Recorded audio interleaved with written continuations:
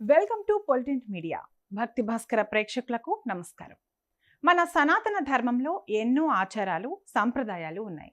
వాటిలో అత్యంత ముఖ్యమైనది, ప్రతి ఒక్కరి జీవితంతో ముడిపడి ఉన్నది పితృకార్యం లేదా శ్రాద్ధకర్మ. మనం ప్రతి ఏటా మనల్ని విడిచి వెళ్ళిన పెద్దలను తలుచుకుంటూ పిండ ప్రదానం చేస్తాం, కాకులకు అన్నం పెడతాం, బ్రాహ్మణులకు దానాలు ఇస్తాం. కానీ ఈ రోజుల్లో చాలా మంది మనసులో మెదిలే ఒకే ఒక్క పెద్ద ప్రశ్న, మనం ఇక్కడ పెట్టే ఆహారం, చేసే దానాలు ఎక్కడో ఉన్న మన పితృదేవతలకు నిజంగా చేరుతాయా?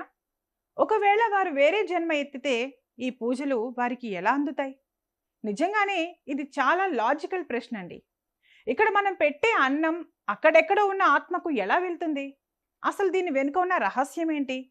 మనం దీని వెనుక ఉన్న పరమార్థాన్ని క్లియర్గా తెలుసుకునే ముందు ఈ వీడియోని ఎక్కడా స్కిప్ చేయకుండా చివరి వరకు చూడండి. మొదటిగా మరణం తర్వాత ఆత్మ ప్రయాణం ఎలా ఉంటుందో తెలుసుకుందాం.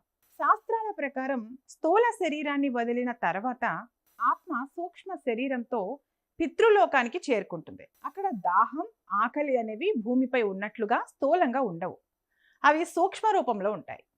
మరి మనం ఇక్కడ ఇచ్చే అన్నం, నీరు అక్కడికి ఎలా వెళ్తాయి? దీనికి ఒక చక్కని ఉదాహరణ చెప్పుకుందాం. మీరు అమెరికాలో ఉన్న మీ అబ్బాయికో అమ్మాయికో డబ్బులు పంపాలనుకున్నారు. మీరు ఇక్కడి బ్యాంకుకు వెళ్ళి భారతీయ రూపాయలు ఇస్తారు. మరి అమెరికాలో మీ పిల్లలకు రూపాయలు అందుతాయా? లేదు కదా. అక్కడ వారికి డాలర్ల రూపంలో మారుతాయి.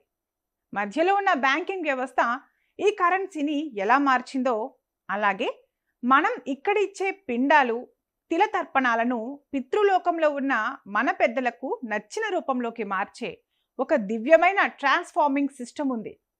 మన శాస్త్రాల ప్రకారం దేవతలకు మనం ఏదైనా సమర్పించేటప్పుడు స్వాహ అంటాం. అదే పితృదేవతలకు ఇచ్చేటప్పుడు స్వధ అంటాం. ఈ స్వాహ, స్వధ అనేవి అగ్నిదేవుని భార్యలు. మనం భూమి మీద భక్తితో, శ్రద్ధతో మంత్రపూర్వకంగా ఇచ్చే ఆహారాన్ని, దానాలను ఈ శక్తి స్వరూపాలు స్వీకరిస్తాయి. ఒకవేళ మన పితృదేవతలు వారి పుణ్యకర్మల వల్ల దేవతగా జన్మిస్తే మనం ఇక్కడ పెట్టే ఆహారం వారికి అమృతంలాగా మారుతుంది. ఒకవేళ వారు పశుపక్షాదులుగా జన్మిస్తే వారికి అది గడ్డిగానో లేదా ధాన్యంగానో మారి వారి ఆకలిని తీరుస్తుంది. ఒకవేళ వారు మనుషులుగా పుడితే వారికి అది సౌఖ్యం, భోగం రూపంలో అందుతుంది.